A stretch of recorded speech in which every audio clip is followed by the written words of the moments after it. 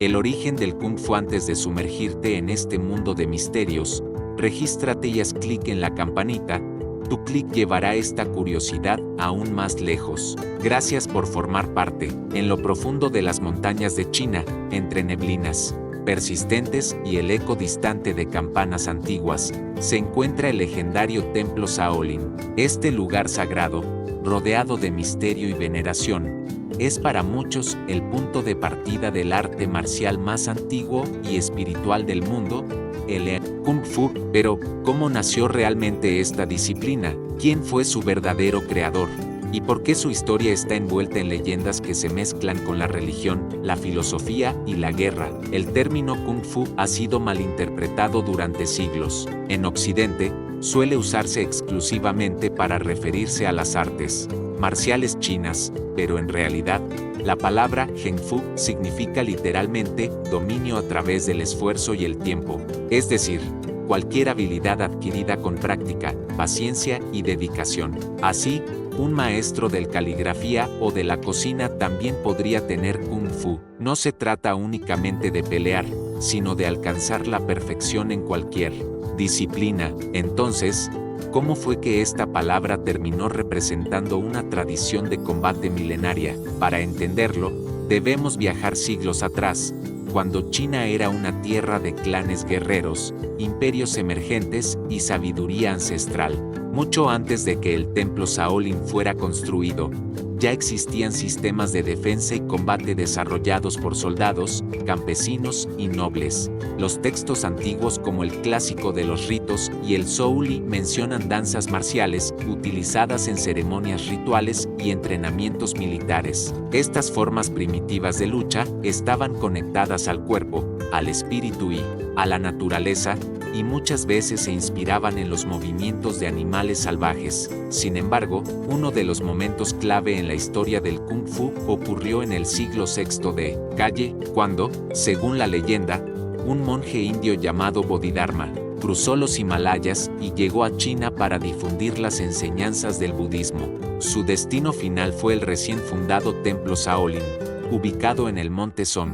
Al llegar, Bodhidharma quedó impactado por la debilidad física de los monjes, quienes pasaban horas meditando en posición estática pero descuidaban su salud corporal. Fue entonces cuando decidió enseñarles una serie de ejercicios físicos y respiratorios para fortalecer su cuerpo y su mente. Estos ejercicios, según la tradición oral, se inspiraban en prácticas del yoga y en movimientos que imitaban a los animales, como el tigre, la grulla y el dragón. Con el tiempo, estas formas se combinaron con las técnicas de combate ya existentes en China, dando origen a un sistema marcial completo, que no solo fortalecía el cuerpo, sino que elevaba el espíritu. Nacía así el Shaolin Kung Fu, una síntesis de budismo, meditación, respiración, filosofía taoísta y arte marcial. Pero aquí comienza el debate. ¿Realmente fue Bodhidharma el fundador del Kung Fu? Muchos historiadores modernos ponen en duda esta versión. A pesar de que su figura es reverenciada, no existen pruebas sólidas de que haya enseñado artes marciales como las conocemos hoy. De hecho, algunas fuentes sugieren que los ejercicios que introdujo estaban más relacionados con la salud y la meditación que con el combate real. Entonces, ¿es Bodhidharma una figura simbólica, una forma de explicar la unión entre cuerpo y espíritu en la cultura china? Lo cierto es que, después de su llegada, el templo Shaolin se convirtió en un centro de conocimiento y resistencia.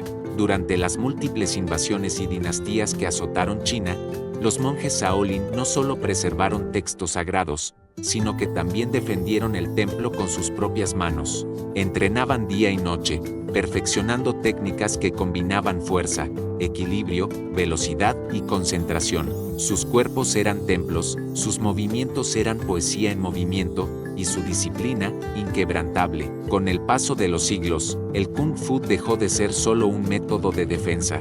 Se convirtió en una forma de vida, una filosofía que enseña a respetar al enemigo, dominar las emociones, respirar en armonía con el entorno y buscar la paz interior a través del control físico. El entrenamiento era tan exigente que algunos monjes dedicaban toda su vida al perfeccionamiento de un solo movimiento. Cada técnica tenía un significado, cada postura una intención. No era violencia, era sabiduría en movimiento. Pero mientras el templo Shaolin florecía, también atraía la atención de los poderosos. Emperadores, señores de la guerra y gobernantes veían a los monjes como una amenaza o como una herramienta útil.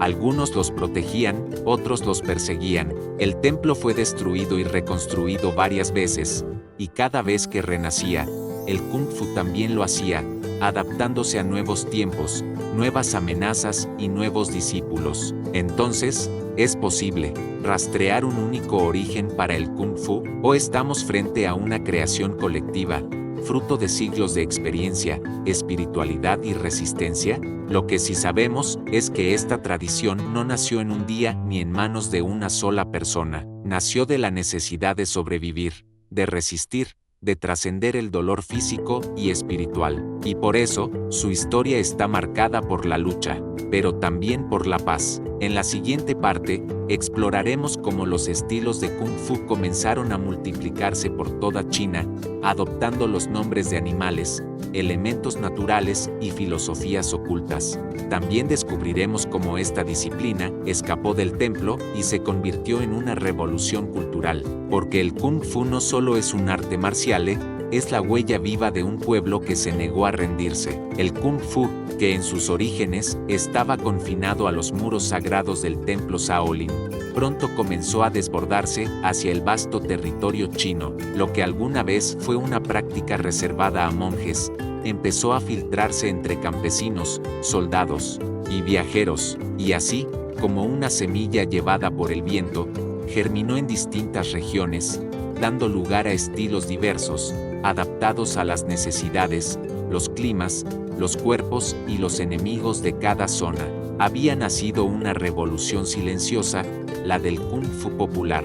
Durante la dinastía Tang 618907 d. Calle, los monjes Shaolin ganaron notoriedad nacional al ayudar al futuro emperador Li Zimin a derrotar a una banda rebelde. Esta victoria no solo reforzó su prestigio espiritual, sino que también consagró sus habilidades marciales. A partir de ahí, la imagen del monje guerrero dejó de ser una rareza para convertirse en símbolo de equilibrio entre mente y cuerpo, compasión y poder.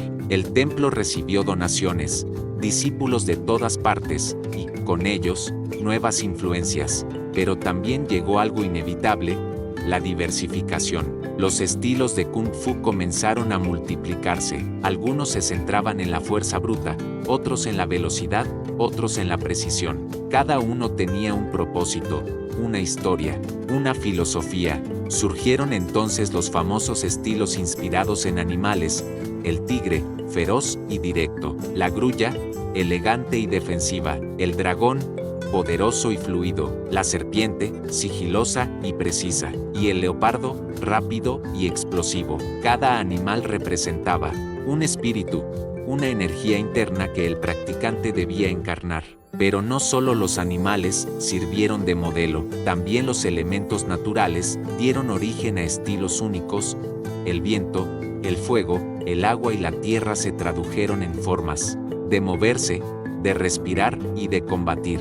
Incluso hubo escuelas que incorporaron principios taoístas y confucianos, mezclando el arte marcial con la astrología, la medicina tradicional china y los flujos de energía conocidos como Qi. Así, el Kung Fu se volvió más que una herramienta de defensas, era una ciencia, una religión, una cosmovisión. Mientras tanto, fuera de los templos, el pueblo también hacía suya esta práctica. Durante las dinastías Song, Yuan y Ming, surgieron cientos de escuelas independientes, muchas de ellas clandestinas, que enseñaban técnicas de combate a granjeros, comerciantes y mujeres.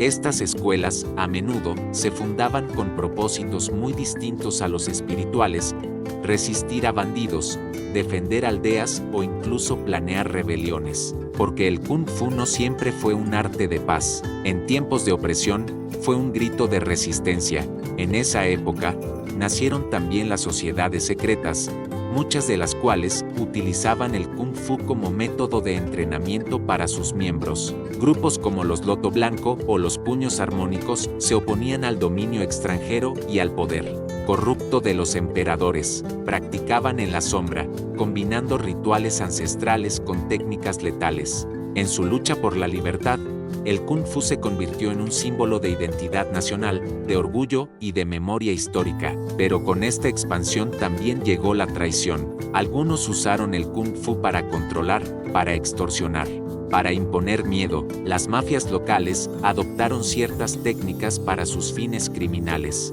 El equilibrio original se rompió. Lo que comenzó como un camino hacia la iluminación, en algunos casos, se pervirtió. Y así como hubo héroes que usaron el Kung Fu para proteger, también hubo villanos que lo usaron para destruir. A pesar de eso, el legado espiritual del templo Shaolin perduró. Muchos maestros decidieron retirarse de las ciudades para practicar en montañas remotas. Allí, en soledad, perfeccionaban movimientos, meditaban durante días enteros y escribían tratados sobre la armonía entre el cuerpo y el universo. Algunos de estos textos sobreviven hasta hoy y describen ejercicios tan complejos que requieren años solo para ser comprendidos. Porque el Kung Fu verdadero no es una sucesión de golpes, es una forma de leer la vida. Sin embargo, el verdadero auge del Kung Fu como fenómeno cultural llegó siglos después, cuando las guerras civiles, las invasiones extranjeras y el colapso del sistema imperial chino llevaron a una diáspora masiva. Muchos maestros huyeron hacia el sur, hacia el sudeste asiático o incluso hacia América. Llevaron consigo no solo sus técnicas, sino sus valores. Y en esos nuevos territorios, el Kung Fu encontró nuevas formas de florecer. Es en este contexto que nacen figuras legendarias, como el maestro Wong Fei-hung, un médico y artista marcial que se convirtió en símbolo de justicia durante la transición del siglo XIX al XX, o el rebelde Wu Yuanjia, que se atrevió a desafiar luchadores extranjeros para defender el honor de China. Estos hombres no eran solo expertos en combate, eran íconos de integridad, de humildad, de humanidad. Representaban un ideal que contrastaba con la violencia que dominaba el mundo. Así, el Kung Fu comenzó a convertirse en mito. Cada pueblo tenía su versión, cada familia su técnica secreta, cada historia su héroe trágico. Y en esa variedad, se preservaba una verdad profunda, que este arte no se trataba de derrotar al enemigo, sino de dominarse a uno mismo. Porque en la respiración correcta, en la postura firme, en el silencio antes del golpe, reside una sabiduría milenaria que no puede enseñarse con palabras, pero el siglo XX traería consigo una amenaza inesperada: la modernidad. Las armas de fuego, el entrenamiento militar estandarizado y la llegada de regímenes autoritarios pusieron en peligro el Kung Fu tradicional. Muchas escuelas cerraron, muchos templos fueron saqueados, y durante la Revolución Cultural, el gobierno chino prohibió las prácticas religiosas y espirituales, destruyendo manuscritos y persiguiendo a los monjes. ¿Sería este el fin del Kung Fu? En la siguiente parte, exploraremos cómo el Kung Fu logró sobrevivir a las persecuciones del siglo XX, cómo Hollywood transformó su imagen para siempre y cómo un solo hombre, Bruce Lee, rescató esta tradición y la convirtió en un fenómeno mundial, porque, aunque intentaron silenciarlo, el espíritu del Kung Fu nunca dejó de respirar. Cuando el siglo XX irrumpió con su maquinaria moderna, su afán de progreso y sus ideologías revolucionarias, el mundo antiguo comenzó a tambalearse, y en China, cuna del Kung Fu, el caos fue especialmente profundo. El arte que durante siglos se había transmitido de maestro a discípulo, en templos y montañas, se vio enfrentado a un enemigo nuevo y silencioso: el olvido. La política, la guerra, la modernización forzada y la persecución ideológica amenazaron con borrar todo rastro de una tradición milenaria. Pero contra todo pronóstico, el Kung Fu no solo sobrevivió, se transformó. Todo comenzó con el derrumbe de la última dinastía imperial, la QING, en 1912. Con la caída del emperador, China entró en una era de fragmentación, marcada por señores de la guerra, invasiones extranjeras y conflictos internos. En este contexto caótico, muchos maestros de Kung Fu fueron perseguidos, silenciados o forzados a ocultarse, pero también surgió una nueva oportunidad la necesidad del pueblo chino de reencontrar su identidad, su cultura y su fuerza interior. Y el Kung Fu, con su profunda raíz filosófica y su historia de resistencia, encarnaba ese anhelo. En medio de esa turbulencia, apareció una figura que cambiaría para siempre el destino del Kung Fu, Guo Yuanjia, un maestro que se convirtió en símbolo de lucha contra la humillación extranjera. A principios del siglo XX, cuando China era frecuentemente ridiculizada por potencias coloniales, Guo aceptó desafíos públicos contra luchadores europeos y japoneses, venciendo en varios de ellos. No lo hacía por ego, sino por dignidad nacional. Su estilo era limpio, su actitud humilde, y sus combates, legendarios. Su historia sería luego inspiración para múltiples películas y, sobre todo, para el renacimiento del orgullo cultural chino. Sin embargo, lo peor aún estaba por venir. En 1949, tras décadas de guerra civil, el Partido Comunista Chino llegó al poder.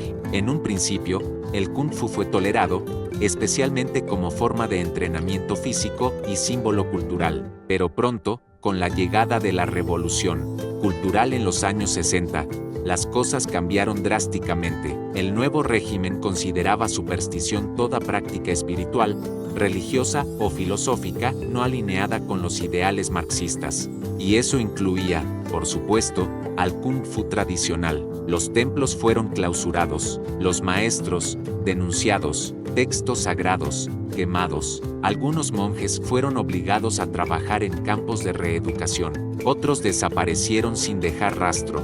El templo Shaolin, el corazón de esta disciplina, fue invadido y sus actividades, severamente restringidas. Durante casi 2 décadas, el Kung Fu tradicional fue relegado a las sombras, practicado en secreto, mantenido con vida solo por la terquedad de ancianos que se negaban a dejar morir su legado. Y entonces, como un rayo inesperado, llegó la salvación.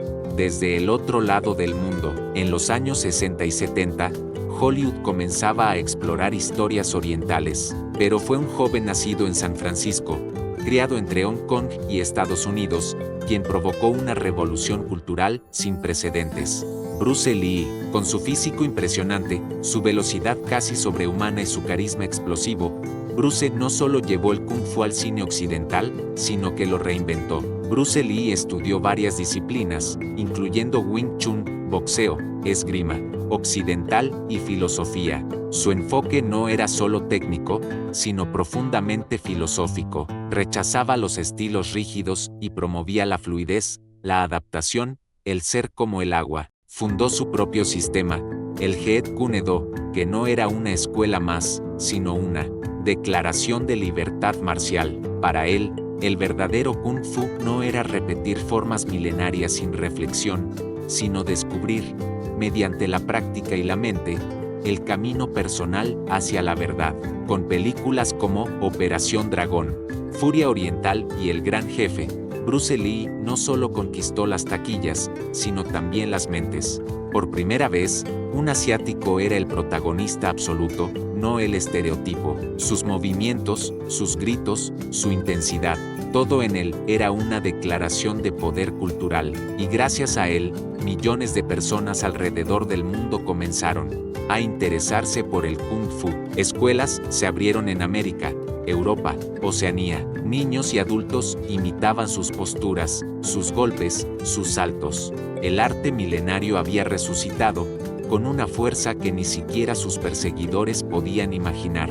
Pero no todo fue gloria. Bruce Lee murió misteriosamente en 1973, a los 32 años. Su muerte sigue siendo un tema de teorías y conspiraciones. Algunos creen que fue asesinado por revelar secretos del Kung Fu a Occidente, otros, que murió por causas médicas maltratadas. Lo cierto es que su legado superó su vida, y tras su muerte, el cine de artes marciales explotó. Actores como Jet Li, Donnie Yen, Jackie Chan y directores como Ang Lee y Tsui Hark mantuvieron viva la llama del Kung Fu, cada uno con su estilo. Algunos, con acrobacias increíbles, otros, con dramas históricos o comedias físicas, pero todos rendían tributo a una tradición que seguía latiendo, aún con sus cicatrices.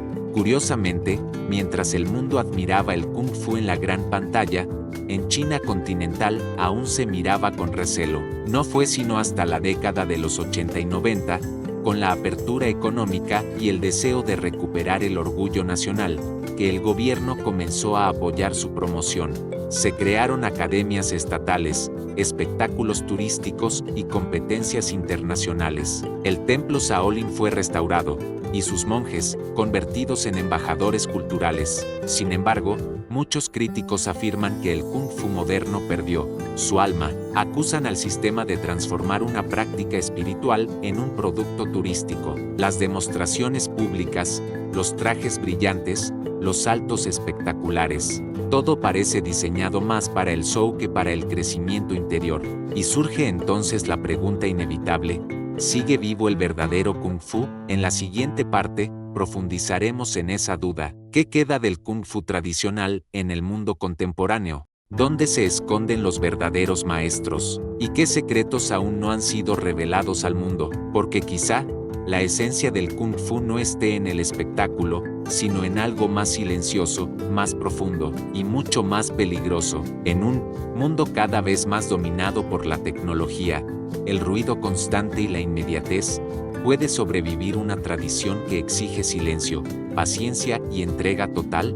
¿Puede el Kung Fu, con su alma milenaria, resistir el paso del tiempo sin convertirse en una caricatura de sí mismo? Estas preguntas no son solo filosóficas, son reales, porque hoy, en pleno siglo XXI, el verdadero Kung Fu enfrenta una paradoja. Es más conocido que nunca, pero menos comprendido que en cualquier otro momento de su historia. La imagen global del Kung Fu está plagada de acrobacias imposibles, piruetas aéreas y espectáculos teatrales. Los torneos internacionales, las exhibiciones en televisión y los videos virales de maestros golpeando a sus alumnos sin tocarlos han distorsionado profundamente la esencia de este arte. Lo que alguna vez fue una disciplina de vida, una herramienta de iluminación espiritual y dominio interior, corre el riesgo de convertirse en simple entretenimiento de masas. Y, sin embargo, hay lugares donde el Kung Fu auténtico aún respira.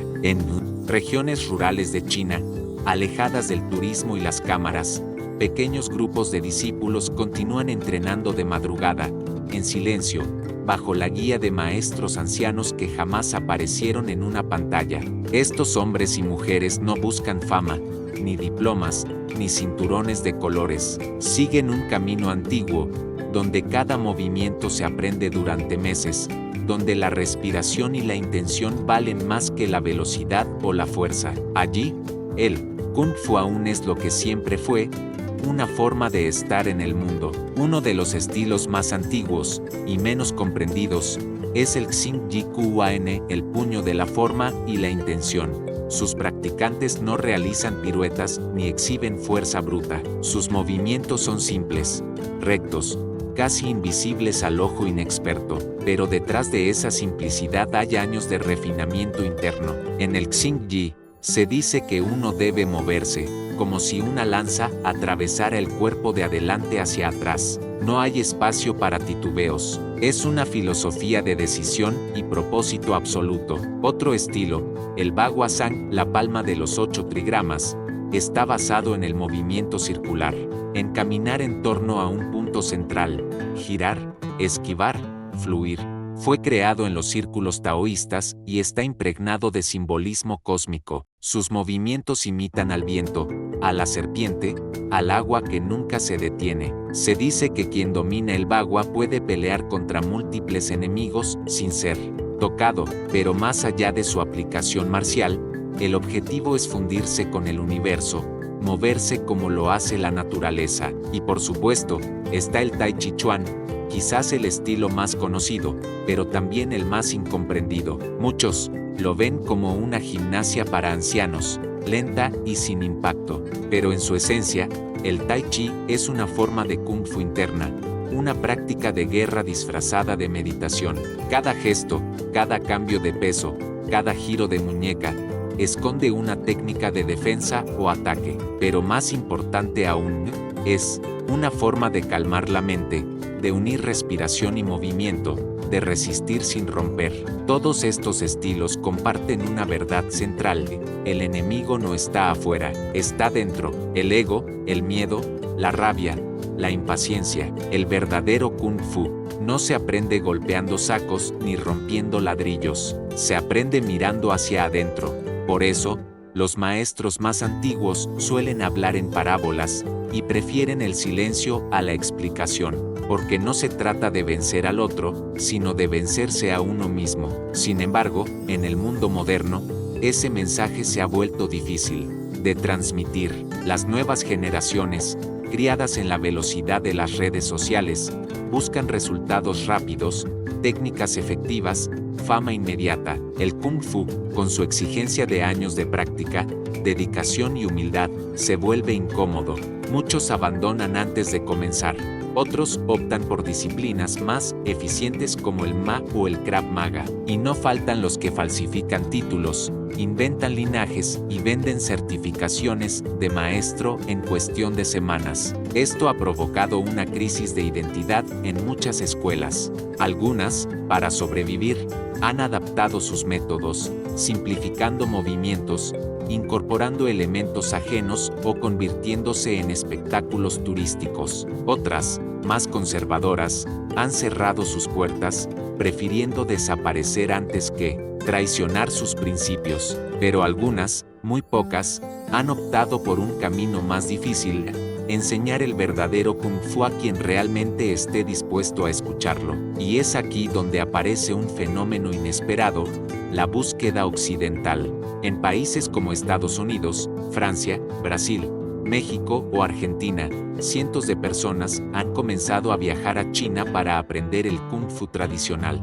No buscan fama ni torneos, buscan verdad. Abandonan sus vidas cómodas para entrenar en montañas, vivir en monasterios, despertar antes del amanecer, barrer los patios antes de practicar. Algunos fracasan, otros perseveran, todos se transforman. Uno de estos lugares es el Wudang-san, una cadena montañosa asociada al taoísmo, donde aún hoy se enseña un Kung Fu profundamente espiritual. Allí, los discípulos meditan, estudian los clásicos, entrenan en silencio y cuidan de sus maestros. No hay redes sociales, no hay diplomas, solo trabajo interior. Y aunque los templos han sido modernizados en parte, la esencia sigue intacta. El Kung Fu no ha muerto, solo se ha escondido. Algunos de estos discípulos regresan a sus países y abren escuelas, donde intentan transmitir lo aprendido. Otros se quedan para siempre, como monjes errantes, y en cada uno de ellos vive una chispa de esa llama ancestral, porque el Kung Fu, en su forma más pura, no es chino ni extranjero, es universal, es el arte de conocerse a uno mismo a través del movimiento, la respiración y la conciencia. En la próxima parte, exploraremos los misterios más ocultos del Kung Fu, manuscritos prohibidos, técnicas secretas, linajes que desaparecieron sin dejar rastro, y combates tan precisos que rozan lo sobrenatural. ¿Qué hay de cierto en las leyendas sobre maestros capaces de detener el corazón de un enemigo con un solo dedo? ¿Es real el llamado toque de la muerte? ¿Y qué técnicas aún no han sido reveladas al mundo moderno? Mientras el mundo exterior apenas comenzaba a comprender el misterio de las artes marciales chinas, dentro de los muros de templos ocultos en las montañas, el Kung Fu seguía evolucionando en silencio, lejos de los reflectores y de la comprensión occidental, pero ya no era simplemente una técnica de defensa ni un camino espiritual, se estaba convirtiendo en un símbolo de identidad, de resistencia, de sabiduría ancestral, y también en una poderosa herramienta política. En el siglo XIX, China enfrentaba uno de los periodos más turbulentos de su historia: las guerras del opio, las humillaciones impuestas por potencias extranjeras, y el colapso de la dinastía QING sumieron al país en una profunda crisis. Fue en ese contexto que el Kung Fu reapareció no solo como una práctica espiritual o física, sino como una forma de resistencia cultural frente a la opresión extranjera y la decadencia interna. Los monjes guerreros, así como civiles y patriotas, comenzaron a organizarse en sociedades secretas, como los legendarios Puños de Justicia y Armonía, conocidos en Occidente como los Boxer. Este movimiento, que desembocó en la rebelión de los Boxer 1899 a 1901, fue una de las primeras veces en que las artes marciales se convirtieron en un fenómeno masivo y político. Los practicantes creían que, a través del Kung Fu y la devoción espiritual, podrían volverse invulnerables a las balas extranjeras. Aunque esta creencia resultó fatalmente errónea, la rebelión demostró el poder simbólico del Kung Fu como elemento de cohesión nacional y resistencia. Tras la caída del imperio y el inicio de la República de China, muchos maestros del Kung Fu comenzaron a salir de la sombra. Se fundaron escuelas abiertas al público, se escribieron manuales, y por primera vez, las distintas tradiciones marciales comenzaron a intercambiar conocimientos y formalizar sistemas de enseñanza.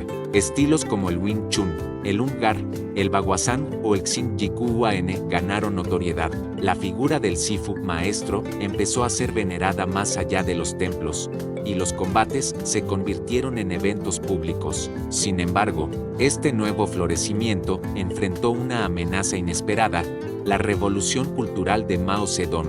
A partir de 1966, el Partido Comunista Chino inició una purga de todo lo que considerara feudal o supersticioso. Las prácticas tradicionales, como el Kung Fu, fueron censuradas, y muchos maestros fueron perseguidos, encarcelados o incluso asesinados.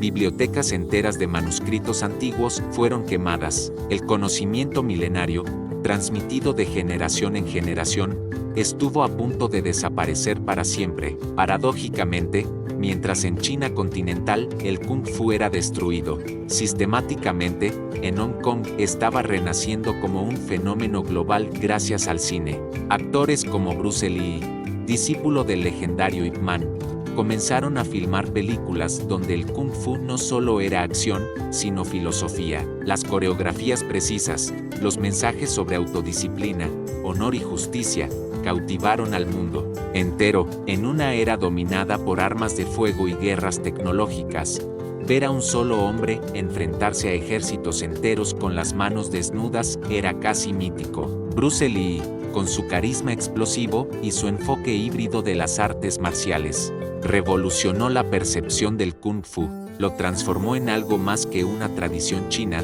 lo convirtió en un lenguaje universal de fuerza interior, superación y libertad.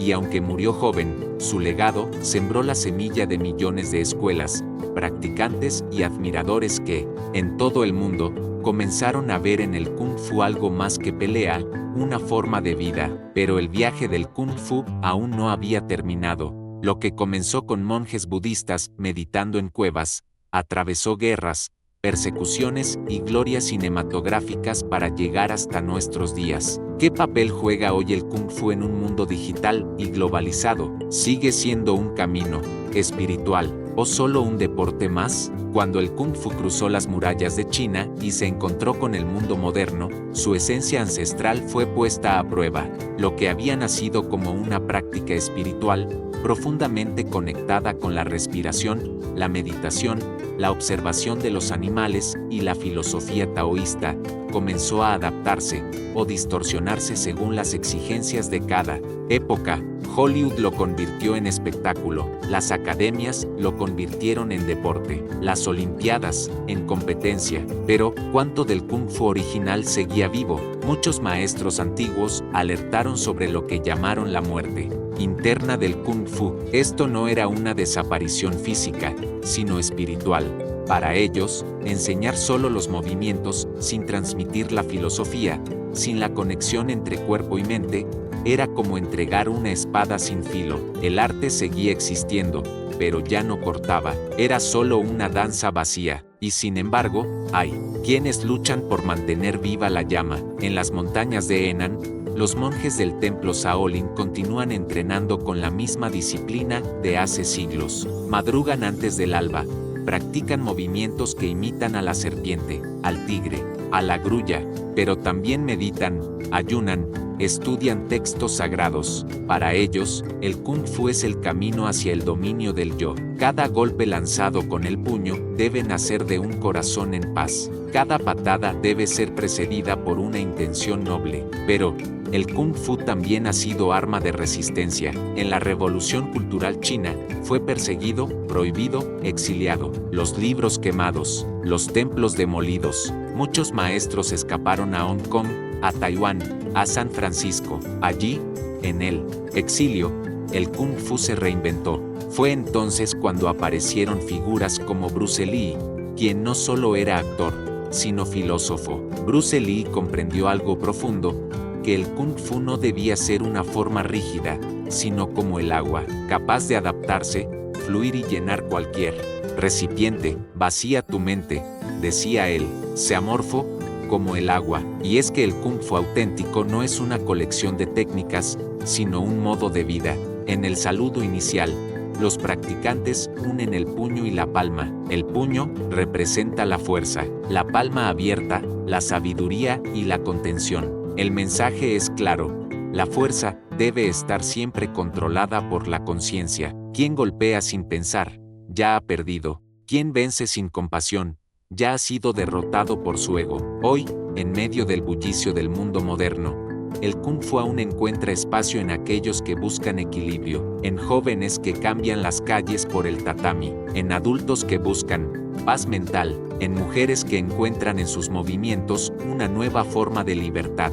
El Kung Fu ha dejado de ser solo chino, pertenece ahora al mundo, pero su raíz sigue allí, bajo las sombras de bambú, donde un monje alguna vez observó a una grulla y comprendió que la defensa perfecta no necesita violencia. Quizás el verdadero origen del Kung Fu no está en un lugar ni en una fecha, sino en un estado del alma, en la necesidad profunda de armonizar la rabia con la serenidad, la fuerza con la compasión, la técnica con el espíritu. Por eso, mientras exista alguien dispuesto a mirar hacia adentro, a disciplinar su cuerpo como templo del alma, el Kung Fu vivirá y su historia, como el agua, seguirá fluyendo. Si te gustó esta curiosidad, deja un comentario y comparte este video para que más personas puedan descubrir más sobre los misterios del mundo. Gracias por acompañarnos y nos vemos en la próxima curiosidad.